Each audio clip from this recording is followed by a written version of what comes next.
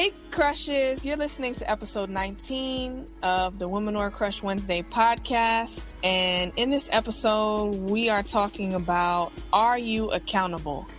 So we're going to be talking about accountability, how to be accountable, and accountability partners. So Madi, do you feel like you're an accountable person? I do. I do feel like I'm an accountable person to a certain extent. And the only reason I say that is because I can be accountable for something that I know for sure. Okay? Mm-hmm. Like if you bring something to me, like for instance, I love baking. Okay? So if you ask me a baking question, more than likely I will be like, yeah, I know the answer. I can tell you step by step how to make cookies or how to bake chocolate chip cookies from the scratch, just because my mom's taught me. So I can be accountable for that. Accountable person as far as work is concerned, I feel like I've always been an accountable person as far as work. Personal life, like I said, it depends because I don't know everything. Some people think I may know everything, but I really don't. So if I cannot give you the answer to something or I'm just lost, more than likely I may know someone that can give you the right answer. So for me to say, am I accountable? Yes, to a certain extent.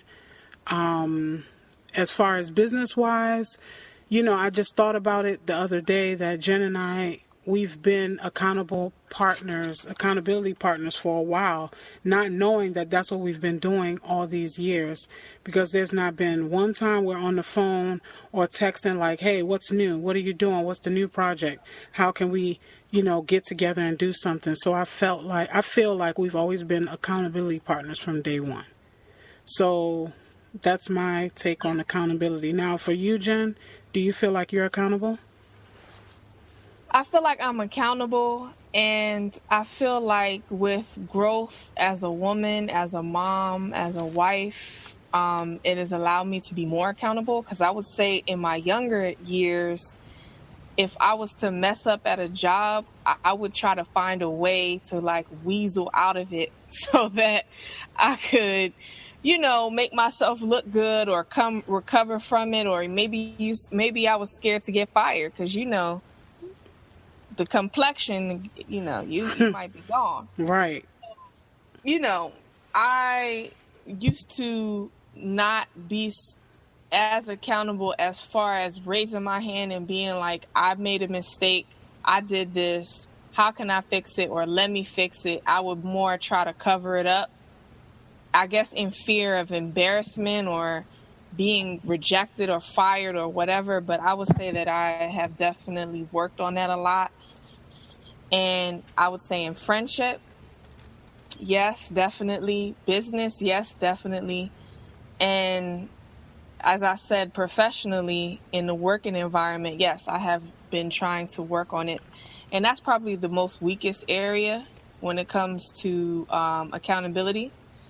But I would say overall, I'm an accountable person. I agree. So you crushes out there, we have 6 tips to help you to be more accountable.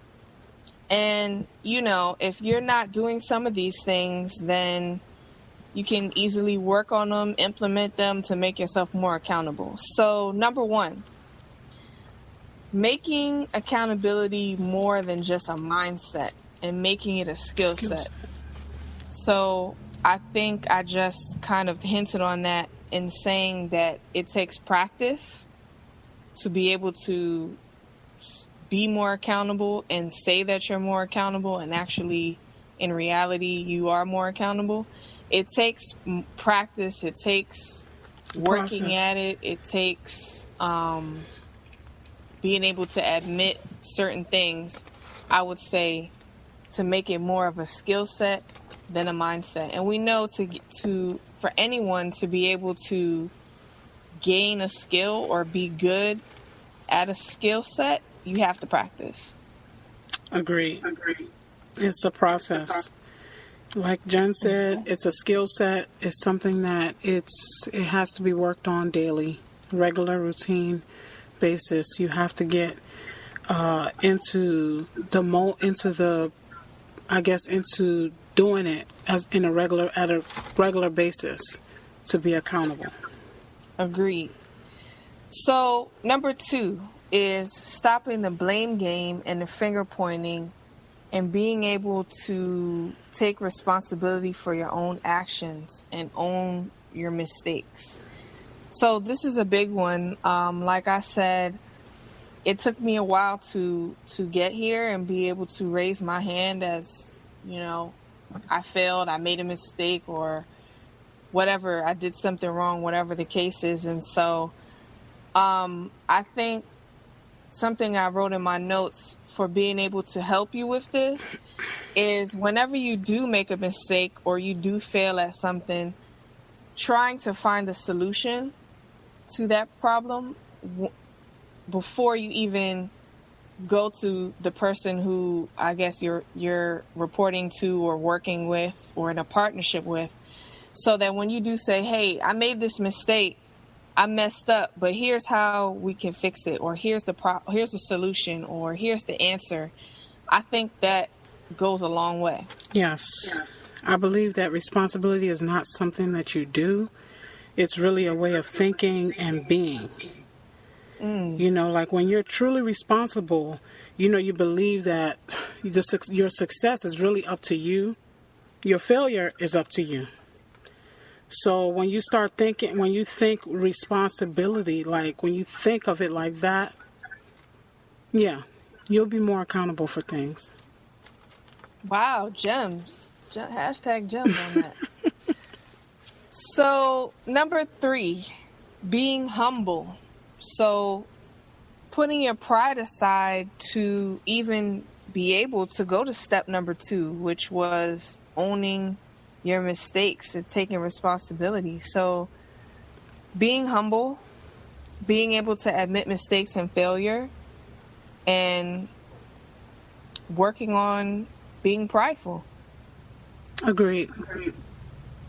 I think that pride is definitely a monster that can hold us back from so many things, not only being accountable, but even simple things like asking for help or admitting you need help. So this admitting thing, it goes hand in hand with pride, I think, because you're not going to be able to admit anything to anyone else, much less yourself, if you could not put aside your pride to even be able to think clearly, to say, this is what happened, this is what I did, this is what I didn't do. Because being around a lot of prideful people, I would say my experience is that they often will blur the lines into what happened and what is their, I guess,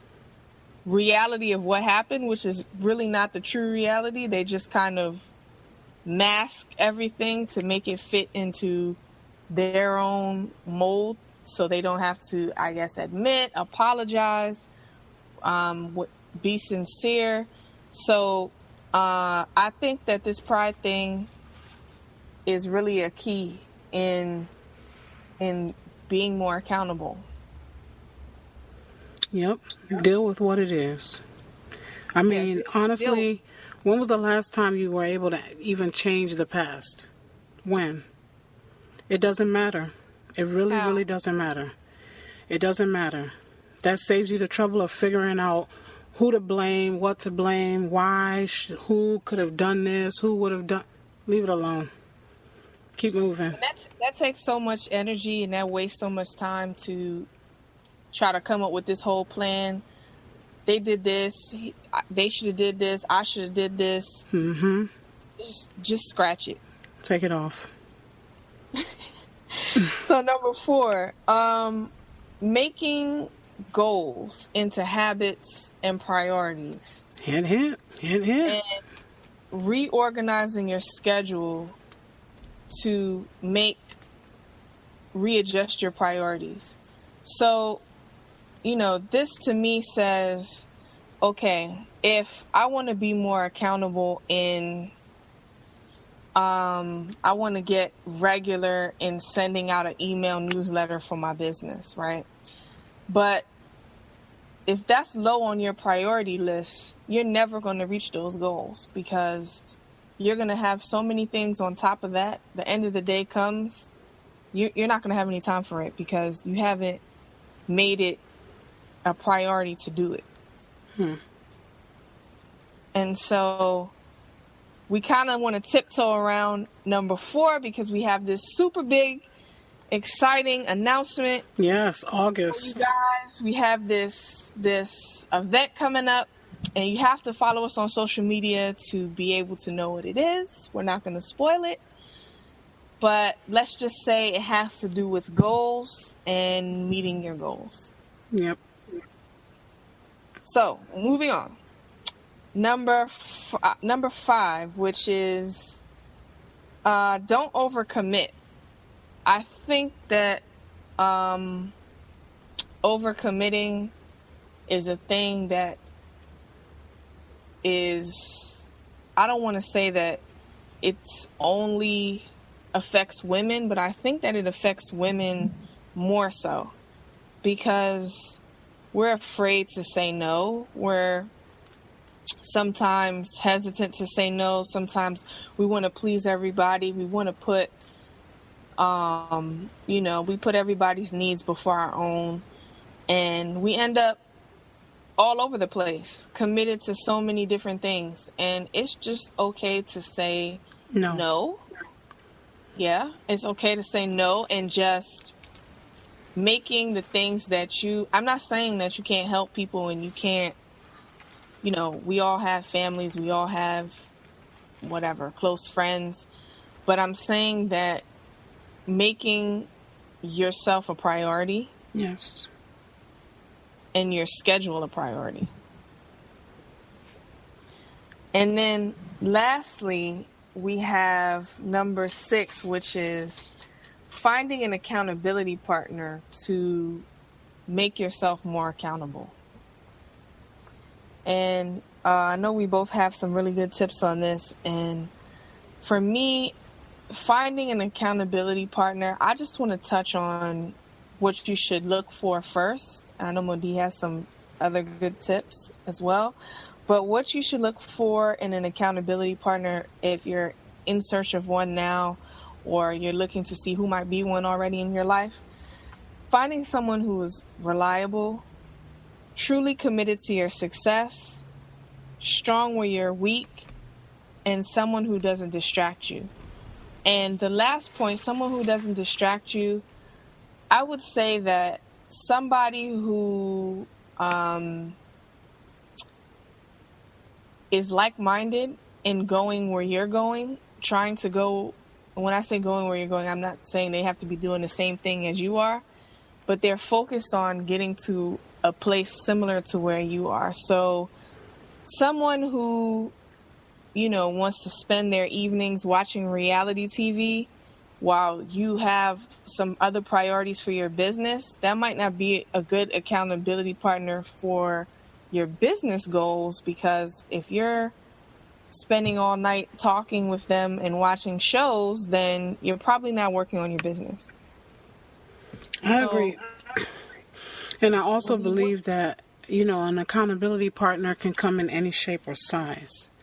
It could be a business, it could be a paid business coach that you may have seen that you may have met at a conference. It could be someone that you grew up with. It could be someone that you just met on the street, that you just admire you admire what they do, so you want to mimic it, so to speak. So you can really just find an accountability partner within anyone, really. And also, you don't have to have just one.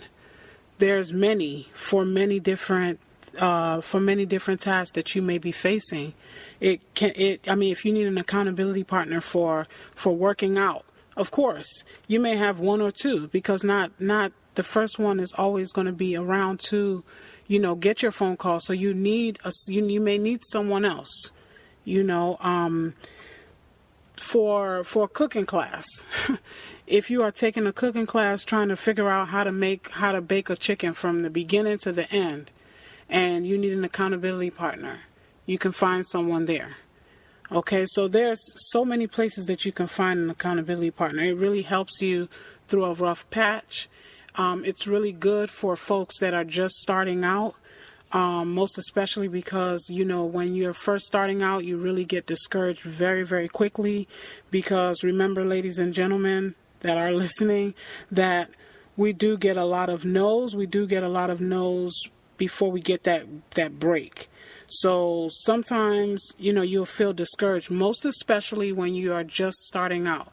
So it's great, great, great to have an accountability partner for 1 or 2 or even 3 of your tasks that you may be working on. Okay, so we have gone through our tips.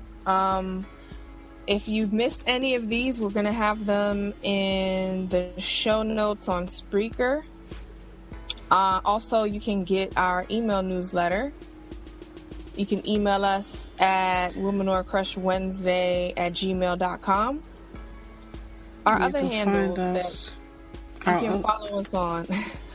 You can follow us on Instagram at WCW Podcast. You can follow us on Twitter at the WCW Podcast Show. And Facebook, Madi, what is Facebook? Facebook is Woman or Crush Wednesday Podcast. So whatever. If you have any questions, please do not hesitate to email us. You can even give us a shout out on Twitter or Instagram with a question, a crush moment.